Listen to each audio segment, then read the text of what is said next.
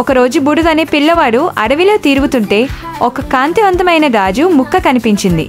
అది చేతిలో పట్టుకోగానే, అహాహా, హలో బుడుగు, నేను మాయాగాజు, నీ కోరిక ఏదైనా చెప్పు అని చెబుతుంది. అయితే నాకు ఒక పెద్ద చాక్లెట్ కావాలి అన్నాడు. ఒక్కసారిగా పెద్ద చాక్లెట్ అతని చేతిలో ప్రత్యక్షమైంది.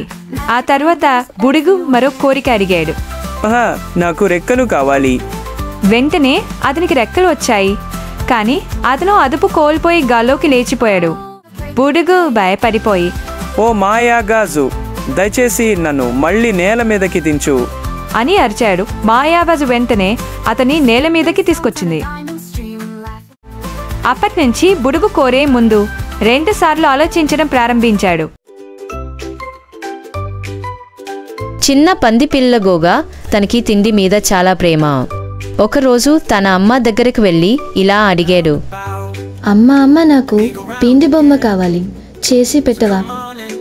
అమ్మ చేసిన పిండి బొమ్మ చూడగానే గోగా ఎంతో సంతోషించాడు. కానీ అది కదలడం ప్రారంభించింది.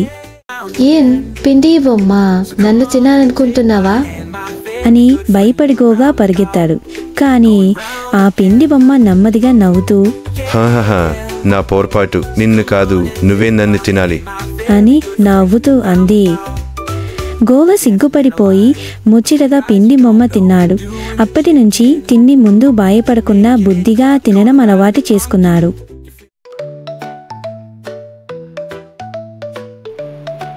ఒక చెరువులో ఒక మొసలి చాలా నిద్రపోతూ ఉండేది.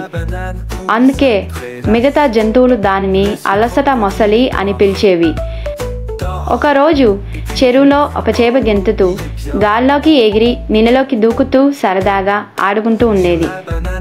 అప్పుడు మొసలి ఆశ్చర్యపోయి ఇలా అంది. నువ్వు అలా ఇలా చేస్తావు అని అడిగింది.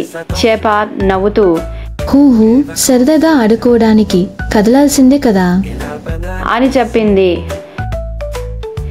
అప్పుడు అలసట మొసలి ఆలోచించి తాను కూడా కొంచెం చురుగ్గా ఉండాలని నిర్ణయించుకుంది. అప్పటి నుంచి అది నిద్ర మానేసి స్వల్పంగా అయినా తేలిపోతూ ఆనందంగా జీవించడం ప్రారంభించింది. ఈ కథలోని నీతి ఏంటంటే, జీవితాన్ని ఆనందంగా గడపాలంటే కాస్త కదలాలి, క్రియాశీలకంగా ఉండాలి. ఓ బోడి పిల్లలు, మంచి పిల్లలు, కింద సబ్స్క్రైబ్ బటన్ ఉంటుంది, దాన్ని నొక్కి ఈ ఛానల్ని ఫాలో అవ్వండి. మళ్ళీ మరో కథతో కలుద్దాం.